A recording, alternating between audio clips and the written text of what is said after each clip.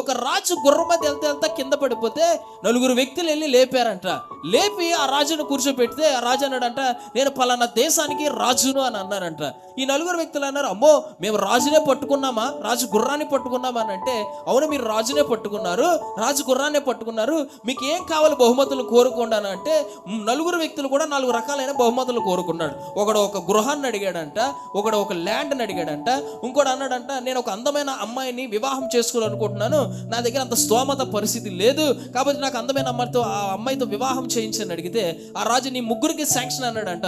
ఒకడు మాత్రం 4 ఇలాగా కూర్చొని ఉన్నాడు. ఆ అబ్బాయిని అడిగాడంట రాజు, ఏంట్రా బాబు నువ్వు ఒక్కడవే 3 అందమైన కోరికలు అడిగితే నువ్వు అలాగ ఉండిపోయావేంటనంటే దేవుడు బిడ్డ ఆ యవనస్తుడు అన్నాడంట, ఇదిగో రాజా నేను అడగలేనటువంటి ఒక కోరిక నిన్ను అడగనా అన్నాడంట. అడుగు చెప్పు నీకేం కావాలంటే, నువ్వు ఒక్క పూట మా ఇంటికి వచ్చి భోంచే అన్నాడంట.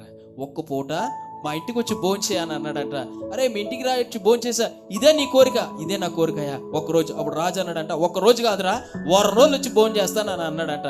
మొదటి రోజు భోజనం చేయడానికి వెళ్ళాడు. అదంతా గతుకులు రోడ్డు, ఇల్లు పాక లోపలికి వెళ్ళాలి, వర్షం పడుతుంది, పైనుంచి నీరు కారిపోతున్నాయి, ప్లేట్లు సరిగ్గా లేవు, ఎత్తడి ప్లేట్లో నలిగిపోయిన ప్లేట్లు ఇస్తున్నారు రాజుకి, కూర్చోలేకటానికి ఏమీ లేవు, సీట్స్ లేవు, డైనింగ్ టేబుల్ లేవు, రాజగృహం లాగా అది పూర్తిగా వ్యతిరేకం పాక. అప్పుడు అన్నాడంట రాజు బయటకు వచ్చి తన పని వారు పిలిచి, మొత్తం నేను వచ్చే ప్రాంతం అంతా రోడ్డు వేయండి, పాకం తీసేయండి, బిల్డింగ్ కట్టండి, వెండి పల్లెలు పెట్టండి, డైనింగ్ టేబుల్ కట్టండి, ఆ స్థలం అంతా రాజభవనంగా మార్చండి, నేను తిన్న 1 వారం రోజుల్లో కూడా అది రాజ్మహల్ గా మారాలి, ఆ తర్వాత ఆ గృహాన్ని అతనికి ఇచ్చాడు అన్నాడంట.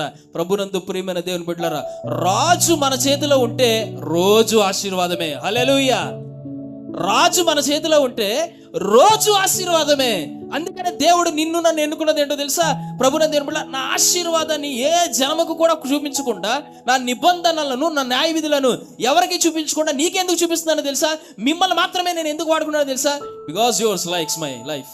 నా జీవితంలో మీరు చాలా విలువైనటువంటి వాళ్ళు, నమ్మదగినటువంటి వాళ్ళు, నేను మిమ్మల్ని ప్రేమించేటువంటి జనాంగం అని దేవుడు కోరుకుంటున్నాడు. ప్రభునందు దేవుని బిడ్డలారా, ఆ ఎన్నికలో నువ్వు నేను ఉన్నాం. దేవుడు ఎన్నుకున్న ఎన్నికలో నువ్వు నేను ఉన్నాం.